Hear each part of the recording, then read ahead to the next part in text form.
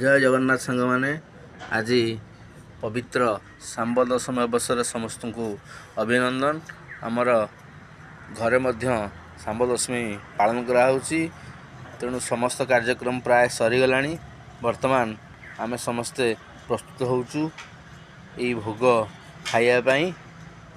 समस्त मध्य भोग समस्त निज निज घर खाई सारे। ये पवित्र परंपरा ओडिशार सांब दशमी आम छात पर पालन करा। 100 वर्ष पूर्व आम छात पर पालन करा जाए। आम बर्तमान प्रस्तुत होचु भोग खाइबापी। आपण समस्ते खाई पारिबे। भोग सरीगला। तेणु बहुत बहुत धन्यवाद समस्त को। समस्ते निज घर यहाँ पालन करंतु। आनंद उत्साह सह पालन करी आमर पिला मानू यह शिक्षा दिंतु जे विभिन्न ओडिशार संस्कृति कला परंपरा समस्त केमी जानवे। तेणु बहुत बहुत धन्यवाद समस्त को। जय जगन्नाथ।